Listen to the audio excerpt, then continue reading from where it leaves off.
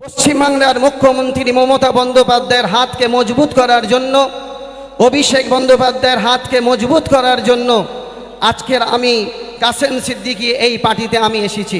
BJP মুক্ত যদি করতে হয় আপনাদের সবাইকে পশ্চিমবাংলার মুখ্যমন্ত্রী মমতা বন্দ্যোপাধ্যায়ের পাশে থাকা দরকার আছে, এটা আমি মনে করি।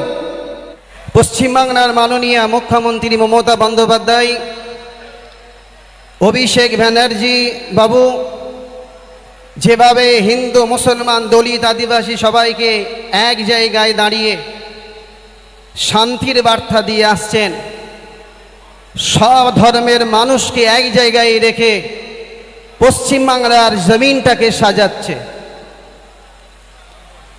আজকের ফুরফুরা শরীফ থেকে শুরু করে পশ্চিমবাংলার অলিতে গলিতে যেখানে যাবেন সুন্দর করে তিনি সাজিয়ে তুলেছেন। ফুরফুরা শরীফে তিনি অনেক কাজ করেছেন, তারকেশ্বরে তিনি অনেক কাজ করেছেন, গঙ্গাসাগরে তিনি অনেক কাজ করেছেন।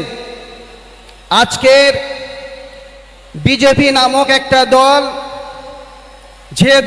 যে দল তামাম ভারতবর্ষের জমিনে শুধু অশান্তি অশান্তি অশান্তি লাগিয়ে রেখেছে, আজকের এই পশ্চিমবাংলার কিছু সংখ্যক মানুষ তারা উঠে পড়ে লেগেছে সেই অশান্তিটা আজকের এই পশ্চিমবাংলার মাটিতে করতে হবে।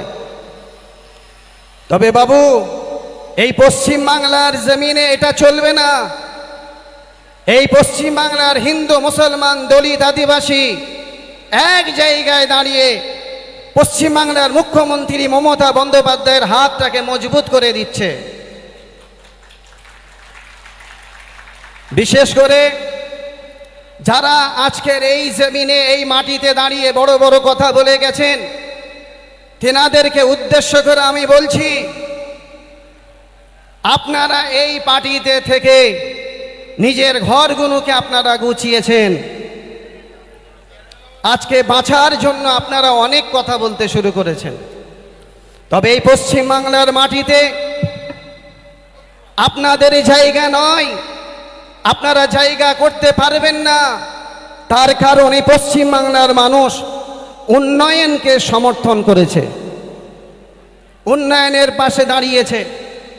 এটা মনে রাখবেন, আমি কাসেম সিদ্দিকী এমন একটা বংশ থেকে এসেছি, তিনি ফুরফুরার পীর আবু বকর সিদ্দিক, তিনি ছিলেন স্বাধীনতা সংগ্রামী। আমি লক্ষ্য করলাম এই পশ্চিমবাংলার মাটিতে, পশ্চিমবাংলার মাটিটাকে মজবুত করতে গেলে, হিন্দু মুসলমান দলিত আদিবাসীকে এক জায়গায় দাঁড় করাতে গেলে পশ্চিমবাংলার মুখ্যমন্ত্রীর হাতটাকে মজবুত করব। তাই আমাকে পশ্চিমবাংলার মুখ্যমন্ত্রী একটা জায়গা আমাকে দিয়েছেন।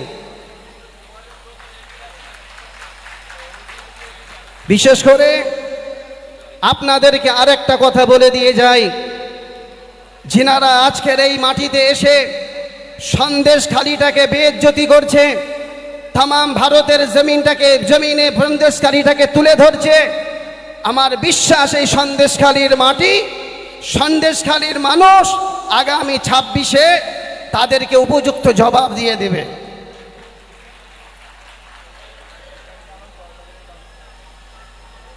বিশেষ করে